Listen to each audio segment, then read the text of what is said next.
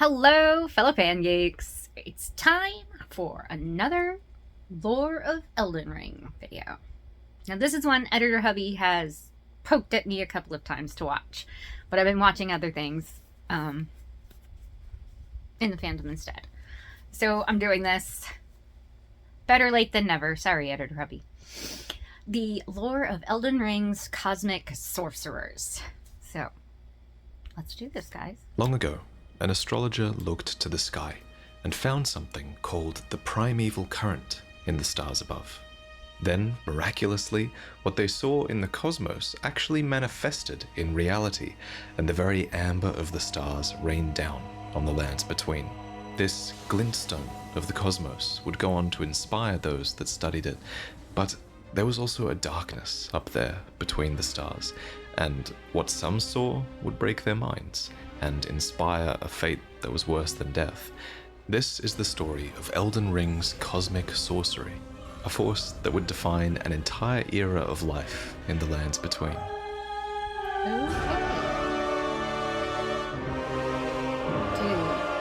the visuals get me every time. You guys have got to go watch these in full on your own. It all began with it. the founding Reign of Stars, a legendary sorcery that was the founding Glintstone sorcery. You might have missed this spell in your playthrough, but it's located here, hidden along an illusory path leading to the heretical rise within the mountaintops of the giants. Its description reveals that it is the eldest primeval sorcery, said to have been discovered by an ancient astrologer. Now, we don't know who this astrologer was, but we know they were not alone. For it was here, in these icy peaks closest to the sky, that the astrologers who preceded the sorcerers established themselves. And with ancient tools of astronomy, they looked to the cosmos above and read fate in the stars. But this was more than mere stargazing. The stars quite literally govern fates in Elden Ring. We learn this from the starlight shards and amber starlight items. The former is a pale blue shard. It's what remains of a passing flash of starlight, and the latter is the same, except it has a pale amber glow, and it tells of the belief that if the stars command our fates, then amber-hued stars must command the fates of the gods. During Seluvis's questline, the blue starlight shards are distilled into this blue tonic, which can be given to other NPCs to turn them into summonable puppets. You are quite literally using starlight to forcibly control and take away their fates when you do this. Whoa. These exact same intoxicating drafts had historically been used in the Eternal City, as is exemplified by the Night Maiden and Swordstress puppets, who actually chose this controlled fate for themselves, presumably so that they could better serve the needs of the Eternal City. You can learn more about that in this video, where we discuss the Eternal City in its entirety. Should we But the head Knocks over of the for Lore Eternal of the City Lands? weren't the only ones that Comment were below, drawing let me power know. from the stars in this way. The Royal House of that Carian, be too, next? drew great power from astrology.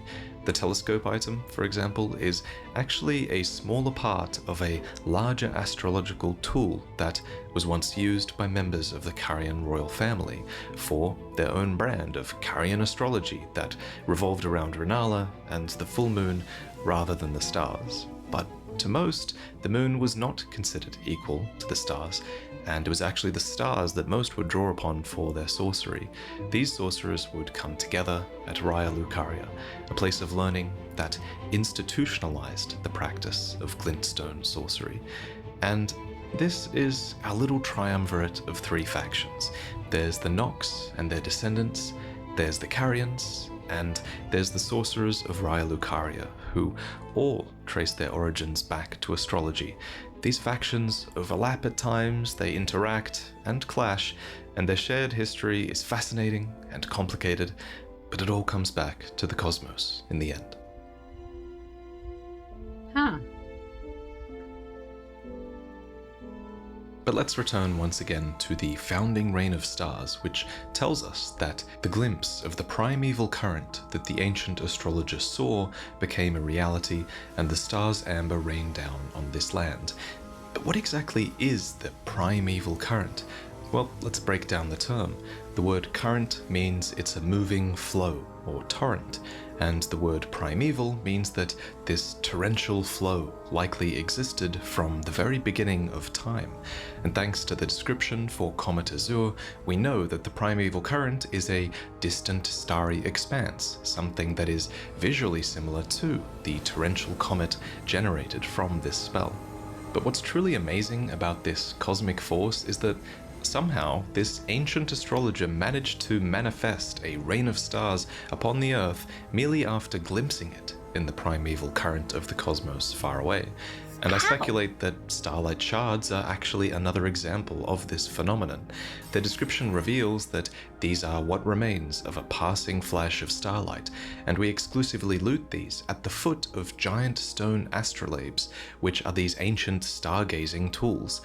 Thus, rather than being a piece of star that has fallen to the ground, I think these might be a byproduct of the act of looking up at the stars. Why else would we loot them here? And so, in this same manner, first established with these starlight shards and then the founding rain of stars, Glintstone sorcerers would go on to replicate this phenomenon, using their powers of comprehension to conceive of new cosmic elements that could be manifested in reality. Or put another way, they formulated spells that let them throw giant rocks at each other, and it was a huge hit with everyone. But among these Glintstone sorcerers were some who wished to truly understand the mysteries of the primeval current, no matter the cost. These were sorcerers like Lusat and Azure, who would literally become crystal in order to sync up with and better understand these powers of the cosmos. And then there was Selen, the Graven Witch, who threw all ethics to the wind and wished to see humanity ascend no matter the cost. And make no mistake, the stars are alive, in a sense. Look at Estelle, for example. This is a malformed star, but a star nonetheless, birthed from a void, or so it is said. But I'm getting ahead of myself. Most sorcerers, it seems, would just be content with merely manifesting cosmic power, and so they would embed a piece of physical glintstone into a staff and then use that glintstone as a sort of catalyst for the stars above. And since glintstone was needed to channel spells, and since sorcerers needed glintstone to study, I think having access to physical glintstone would have been a really important thing. And luckily for the sorcerers, glintstone, being sourced from meteors and comets, had fallen to the lands between before. So these valuable crystals were mined and put to great use. And so atop and amidst enormous quantities of glintstone in the lakes of Leonia, a place of learning was built, an institution known as the Raya Lucaria Academy. Sorcerers, as a whole, were powerful. They could read fate in the stars, fire cosmic projectiles at their enemies, and potentially even command the fates of others. So, naturally, there needed to be an institution for their power, a place of learning, but also a place of hierarchy and even governance, where rules about sorcery could be debated and enforced. When you journeyed through Raya Lucaria, you would have collected these symbols of their institution. These are stone masks, called glintstone crowns, and not just anyone is supposed to wear these crowns. They are a symbol of achievement, and they represent one's mastery of a certain conspectus or school of learning within the academy. They also make a good weapon, if all else fails. But why was this design specifically chosen as a symbol of achievement? Well, according to many item descriptions, there isn't just life in stone, but there is a wisdom contained in stone as well. So their masks were crafted with stone and set with glintstone. The glintstone is typically set upon the eyes and or the brain, a tradition that I speculate originated with the sorcerer Azure, who was one of the first, if not the first, glintstone sorcerer. His blue-green glintstone crown was set with crystals and eventually replaced his own brain and skull altogether, which enhanced his powers by helping him catalyze with glintstone, though it clearly came at great physical cost. And I speculate that this crown eventually replaced his own brain and skull because Glintstone kind of does that. It corrodes, it consumes. We see its effects best on other creatures, like the dragon Smaragd, who was a devourer of sorcerers with a body that became corroded over time by their glintstones, thanks to that strict sorcerer diet. But as with Azure, this corrosion did not come without benefits, and he now breathes a powerful glintstone breath. The sorcerer Azure was an early sorcerer of the primeval current. Wow. But he wasn't the only one. There was also the sorcerer Lusat, who experienced a similar glintstone convergence of body and mind. Together, these masters of sorcery each glimpsed a part of the primeval current. And from what I gather, the primeval current seems like the sort of thing that can only really be glimpsed once before it either breaks right now or terrifies the viewer. Azure current, and Lusat only have one primeval current spell Atlantis each, after with all. the Ascended. For instance, when Lusat glimpsed into the primeval current, he conceived of the spell Stars of Ruin as he beheld the final moments of a great star cluster, and upon seeing it, he too was broken. And when Azure glimpsed into the primeval current, he saw darkness and conceived of the spell Comet Azure, but was left both bewitched and fearful of the abyss. Both Azure and Lusat clearly had a prominent role at the Academy, but Azure specifically was the first founding Glintstone sorcerer to have an impact upon Raya Lucaria, for there is a line of research called the Carolus Conspectus, dubbed the oldest of the Academy's lineages of study, begat by the sorcerer Azure.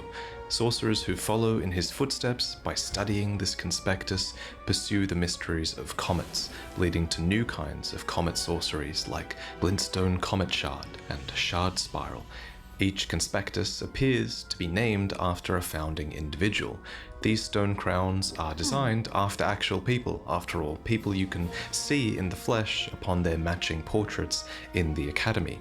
So even though the Carolus Conspectus follow the path began by the sorcerer Azure, their conspectus of learning must have been sort of formalized by someone named Carolus.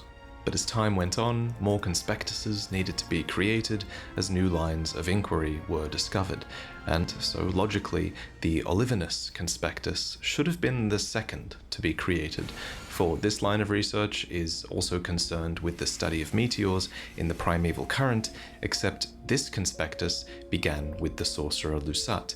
Their spells study clusters of stars, with lesser spells like Glintstone Stars and Star Shower, all echoing the great Stars of Ruin spell that originally broke Master Lusat. Lusat and Azure were true masters at the Academy, after all. They were actually dubbed Grandmasters, specifically, with special robes that reflected that, and it seems like no one ever went on to achieve such a rank or sacrifice as much as they did. And they sacrificed a lot. They can barely even move anymore, and when Selen talks about them, she talks about their bodies rather than a traditionally living person. Perhaps they've actually ascended to a higher plane of existence. That might explain why they weren't really around anymore to form their own conspectuses, something that was left to Carolus and Olivinus and others instead. With such enigmatic founders, many dedicated themselves to the study of Glintstone, taking vows of virtue and austerity. In return, they received the deep blue robe of Raya Lucaria, and were able to study on its grounds. Some nobles of Leyndell were even permitted to study here clearly, though their meagre accomplishments never warranted them earning a stone crown, and fittingly, you only see them casting Glintstone Pebble in-game. To assist in their learning, a powerful spellcaster would often go and cast a spell called Terra Magica from the tallest belfry of the Academy. This sigil would be cast with such strength and allow for such a vivid experience of spellcasting success that it turned many a fledgling into a true sorcerer in a flash of understanding. But not all learning took place at the Academy. In fact, a couple of signature spells were specifically given to those who departed from the Academy. to embark on journeys. Starlight is a spell that guides such sorcerers in dark places, and it reads, even during the blackest nights, sojourns underground, or imprisonment in jail, the stars are never far from a sorcerer's side. And then there was Glintstone Arc, which would allow these fledgling sorcerers to cleave through the ranks of the fools that would outnumber them on their journeys. Such journeys were encouraged by the Academy. There was even a conspectus for this practice called the Hierodus Conspectus, with a crown that was granted to scholars who engaged in nomadic study away from the Academy.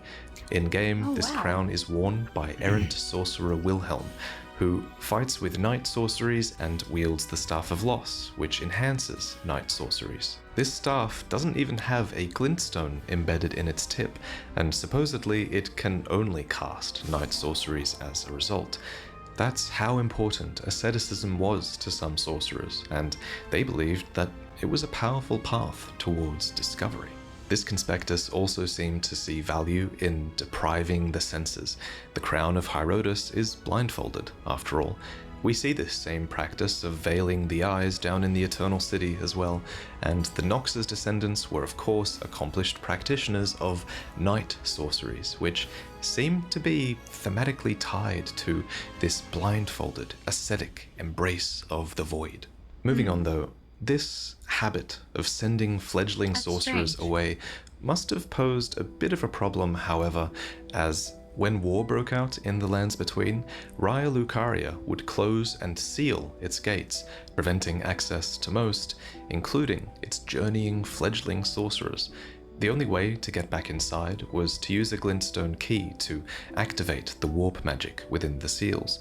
These keys only seem to belong to accomplished sorcerers, and they remember their users, meaning that thieves or bluntstones like Thops could not get inside. In the current age, Thops mentions that the Academy closed its gates after declaring that they wouldn't interfere with the shattering.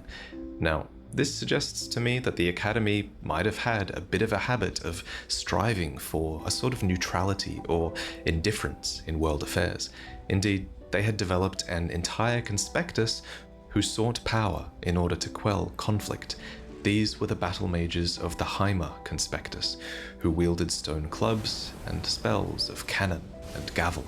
A gavel is commonly used as a symbol of judgment, but rather than interfering with outside affairs, I believe the Heimer Conspectus mainly functioned as the Academy's judiciary.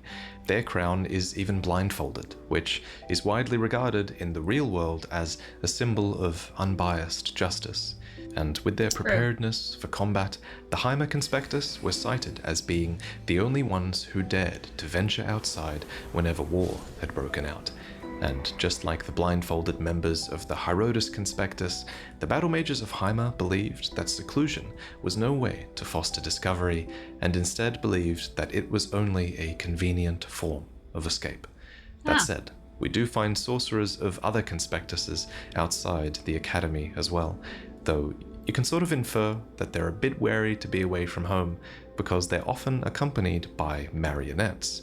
The marionettes are dolls, constructs that were crafted and animated by the sorcerers who are their masters. There are a couple of variants. There's an avian variant with curved swords that can fly and throw fire pots, and then there's the typical marionettes with spiked spears, short swords, and short bows. Lots of short bows. These will commonly drop down upon you in ambush, and while they like to go a bit ballistic, they do act as crudely effective support for a ton of the sorcerers that you'll meet in-game. You'll even find a few of these down in the Raya Lucaria crystal tunnel, where glintstone miners are hard at work extracting glintstone and ore. These miners don't use conventional tools though. Instead, they mine with a digger's staff, embedded with a glintstone, casting spells such as Shatter Earth or Rock Blaster. A fascinating little detail here though is that these mining spells carried enormous stigma at the Academy because they marked their user as a failed scholar, perhaps as someone who had to turn to menial labor, lacking the intelligence to pursue the complex mysteries of the cosmos. Indeed, the Overseers attack by crushing scraps of glintstone rather than with any advanced sorceries. At the end of the crystal tunnel is a crystallion, an inorganic being that was hewn from crystal long ago. But these are more than mere constructs. They are ancient and even possess a faint sort of intellect dubbed the wisdom of the stone. Long ago, they even made a concord, or an agreement, with the Carian royal family. We don't know the nature of this agreement, but some can be found chilling upon the moonlight altar, allowed to stay in close proximity to their crystals, perhaps. And for their part, we do know that the Crystallians did teach the Carians a spell called Magic Downpour to mark the occasion. And Raya Lucaria sought kinship with these beings as well, for they are close to the ideals of the primeval current, and so are revered guests of the Sorcerers. The best example of this might be down in the dimly lit Academy Crystal Cave underneath Raya Lucaria, a crystal cave that is not mined, perhaps out of respect for the Crystallian duo at the end of the tunnel. There are even living quarters down here, and I suspect these belong to a group of sorcerers called the Crystal Cadre, which was a group that was founded to research the wisdom of stone possessed by the Crystallian. However, just like the primeval current, these sorcerers clearly don't have all the answers on these beings. They call them inscrutable, and note that they have but one clear purpose, and that is to safeguard their crystals unto the end. Though there is one theory on these beings, and it's that they are waiting, yearning for the return of their creator, who will carve for them new brethren. A few sorcerers down here near the Crystallion are in possession of the Twin Sage Helm, which marks them as members of the Twin Sage Conspectus. These were the elites of the Academy, permitted to study and excel in sorceries of all kinds, and I assume it was these members, these elite members, who would climb out of this cave and cast the legendary Terra Magica that would cover the entire Academy's grounds from this tall belfry that we mentioned earlier. But the Twin Sage Helm wasn't the only mark of a proficient scholar. There was also the Witch's Glintstone crown, which was granted to a scholar who excelled in her studies, which also merited the title of Witch. And again, you can see most of these conspectus portraits hanging in Raya Lucaria. For example, here is the Witch, the Twin Sage, Carolus, Olivinus, and all of these portraits are hung in the debate parlor of the Academy, where members would likely have engaged in argument in order to test and help validate their ideas about sorcery. It's also where I assume they argued about whether certain things even should be allowed to be learned here, or whether certain members should be exiled, but we'll get to that shortly. Because first, the final conspectus that we haven't yet mentioned is the Lazuli Conspectus. These sorcerers studied lunar sorceries, a quote-unquote heterodox pursuit that views the moon as equal to the stars, with a robe colored in the hue of the full moon, which signifies their heresy. And of course, these sorceries include many signature spells of Caria. And so we finally arrive at Caria. This is Carian Manor, and to the south are their stargazing grounds, both situated upon the western coast of Leonia, which, according to the map, has always been closely associated with Carian royalty. They have been around for a long time, a really long time. Specifically, Caria traces its roots all the way back to the ancient astrologers that existed alongside the fire giants. This is most apparent when you're looking at two items. First, the Sword of Night and Flame, which became a storied sword and treasure of Caria Manor. It was clearly crafted to commemorate the astrologers' early experiences with the primeval current and their shared experiences with the fire giants as well.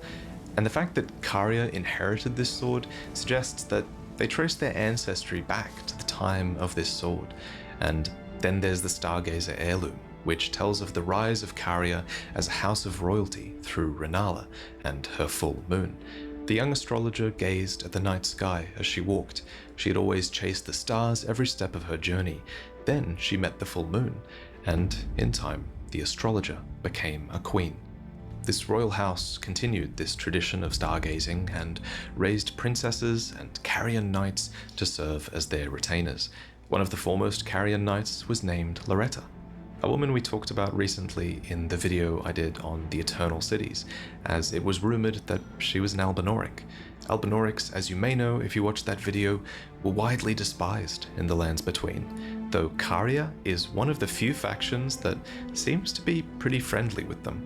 Albinauric sorcerers are found all throughout Caria Manor, and one, named Pidia, is literally called a Carian servant, linking the Eternal Cities with Caria in an alliance perhaps that might have allowed them to learn more about the stars from the Albinaurics. At any rate, Renalla, with her full moon sorceries, was the champion of Caria, a prominent one too, apparently. And it's no surprise when you look at the powerful characteristics of her full moon. It has immense gravity, and it eclipses all other magics. It lowers defenses. It is enchanting, and Renalla used all of these traits to charm the Academy, to bewitch them, and become not just the Queen of Caria, but also the master of Raya Lucaria itself. And so, of course, here is her portrait, displayed most prominently in the Academy of Raya Lucaria, right next to what many assume is a portrait of Selen. For if you unmask her in-game, then she actually looks very similar to this witch, someone who was worthy of an entire conspectus, and apparently was the most promising sorceress in the history of the Academy.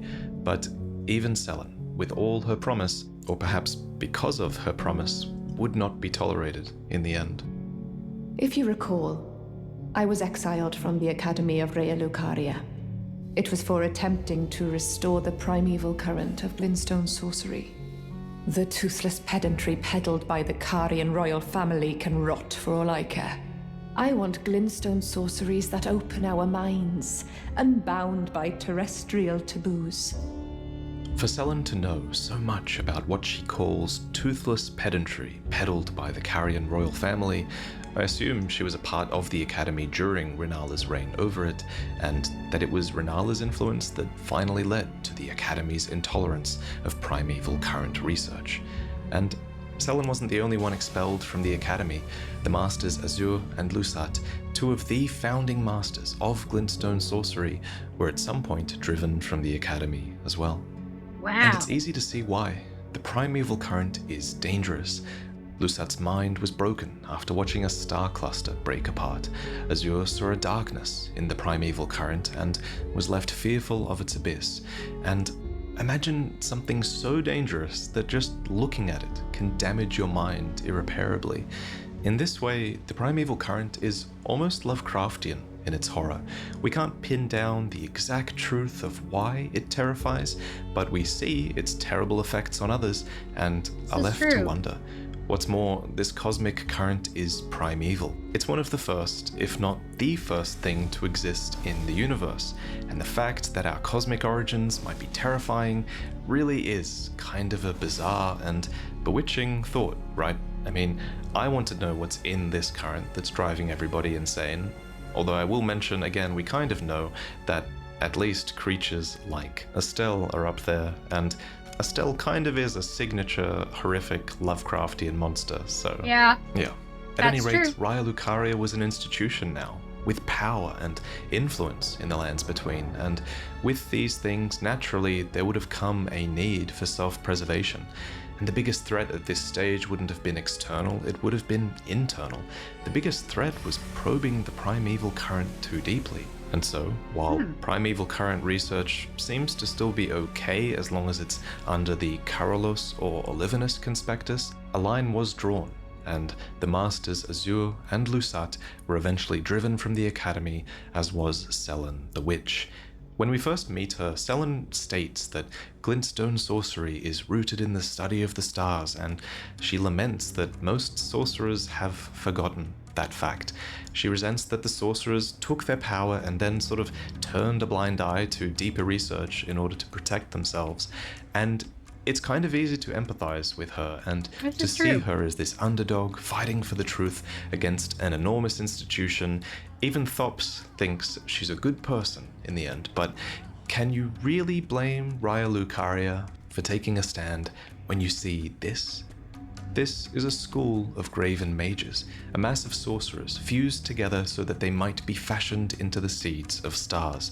As the lore goes, this was apparently a valid line of research into the primeval current, and that in the name of this research, fellow sorcerers should be collected and fused together in a cluster to, create a star made of life. These creations were considered the nightmare of the Academy, and rightfully so. They represented Selen's complete loyalty to the truth, no matter the cost, to her fellow man. Naturally, such a thing had to be forbidden, but then you have to empathize with Selen a little bit and agree that it is a bit ironic that the exact line of inquiry that gave rise to the Academy was the very thing that posed a threat to its existence in the end. That's kind of crazy. Eventually, the Academy would seek to rid itself of Caria's influence, but the Carian royal family had long prepared for the disloyalty of the Academy. There's a reason why the Carian Knight's shields are extremely magic resistant. There's a reason why there are many spells based on a policy of Carian retaliation, where magic can be absorbed and then turned back against its caster. There's a reason why their knights were specifically sworn to the moon, not the stars. Renalla, as a proficient astrologer, might have even foreseen the eventual disloyalty of the Academy, although that's just speculation on my part. But before that, there was another war that would come first, a war against the Champions of Gold, which Caria was extremely prepared to face as well. The Order of the Erdtree had conquered fire giants, the Stormlords, and Caria and the Academy were next, it seems. Led by Radagon, who we now know was a part of Marika, a great war began.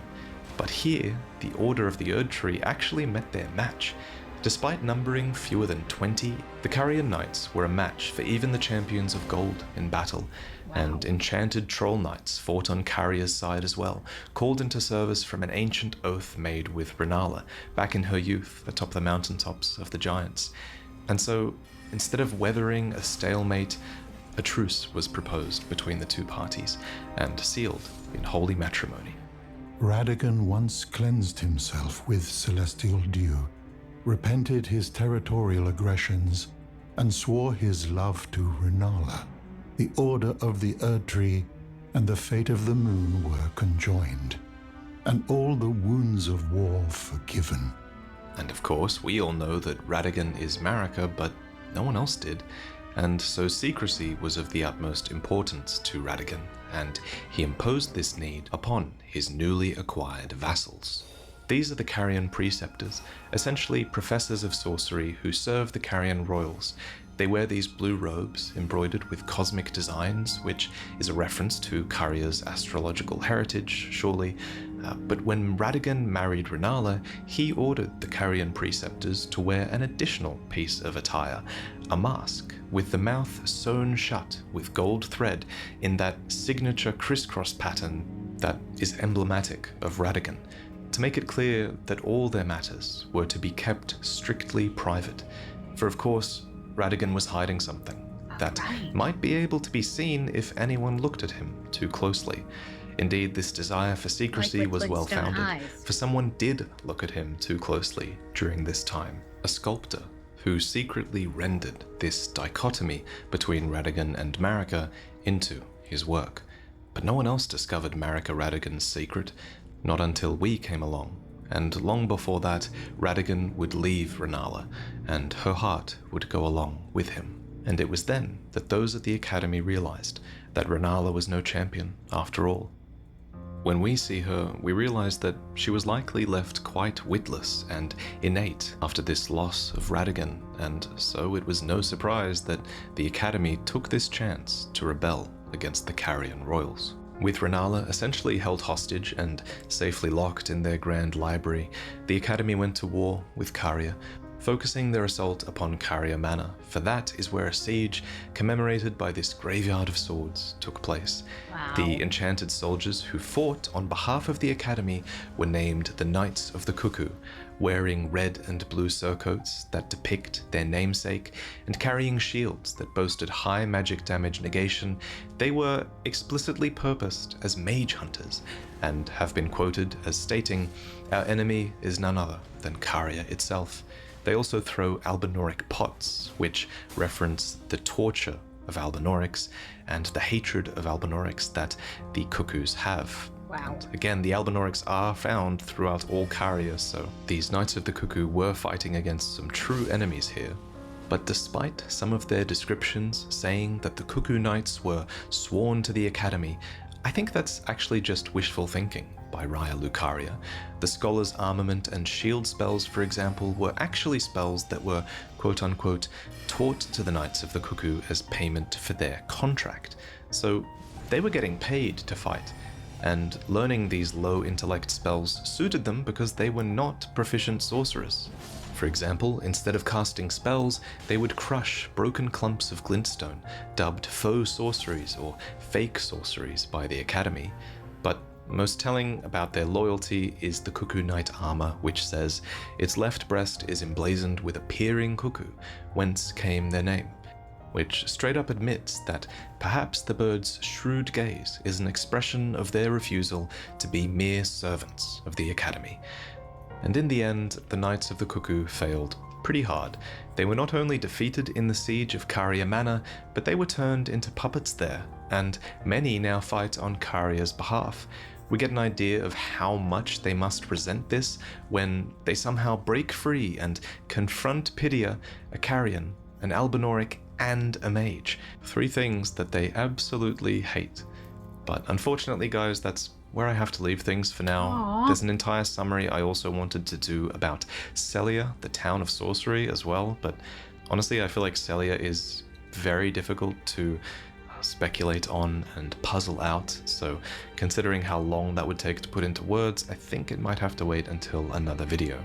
But please subscribe, because I will talk about it eventually, and I think I'll also give Selen her own Prepare to Cry episode as well. Aww. Hers is going to be amazing. What There's do some you good guys things think? ahead, as always. Special thanks to Quelag for reviewing the script, and of course to MissPap1, who did all of the incredible visuals in this video. He's a true master, and I'm lucky to be working with him. But I'll see you in the next one, guys. Thank you for watching.